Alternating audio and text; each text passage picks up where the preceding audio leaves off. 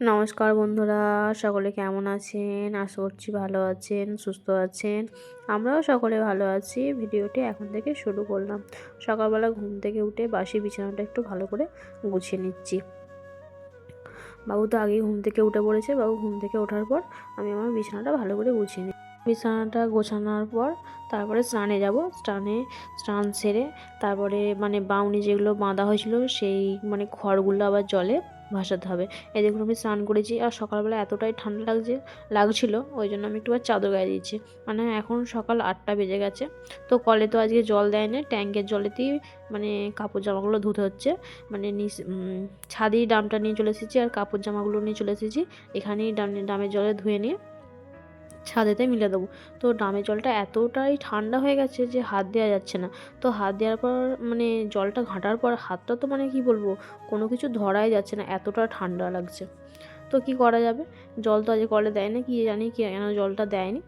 তো কাপড় জামাগুলো মিলে দিই, তারপরে আবার বাউনি যেগুলো বাঁধা ছিল সেগুলো জলে ভাসাবো। তো জলে ভাসানোর পর তারপরে আজকে আবার রান্না করবো। বাবুর স্কুল আজকে ছুটি আছে, সেরকম তাড়াতাড়িও নেই। তো এই দেখুন আমি রান্না করতে বসে পড়েছি। বাবুকে গরম ভাত আগে খাইয়ে দিয়েছি, দিয়ে আজকে একটু মাংস রান্না করব। যেহেতু বাড়িতে বাবু আছে, স্কুল ছুটি, ওই জন্য ভাবলাম যে একটু মাংস রান্না করি। তো আজকে মাংস হবে, আর আলু ভাজা বেগুন ভাজা হবে। তো আলু ভাজা বেগুন ভাজাটা আগে হয়ে গেছে, আর এই দেখুন ভাতটাও তো আমার হয়ে গেছে, আর মাংসর আলুটাও ভেজে রেখেছি। ভাতের হাঁড়ি এই দেখুন বাউনিটা বেঁধেছি, বাউনিটা ধুয়ে রান্নাটা হয়ে গেলে জলে ভাসিয়ে দেবো।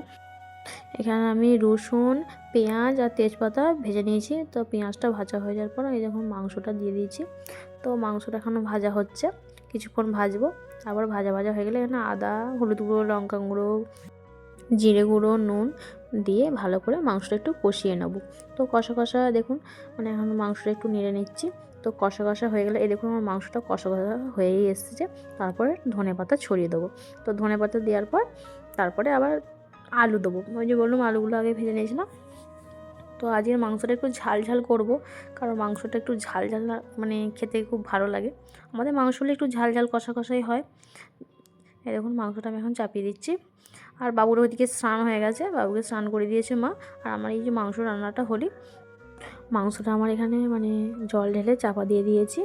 তো কষানোর সময় তো আলু মাংস দুটোই সেদ্ধ হয়ে গেছে। সামান্য একটু জল দিয়ে একটু সেদ্ধ আঁচটাই বসিয়ে রেখেছিলাম। এই দেখুন মাংসটা আমার হয়ে গেছে, ঢেলেও নিয়েছি, বাড়িতে টেবিলে নিয়ে চলে এসেছি।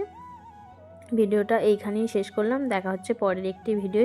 ততক্ষণ আপনারা সুস্থ থাকুন, ভালো থাকুন, সাবধানে থাকুন।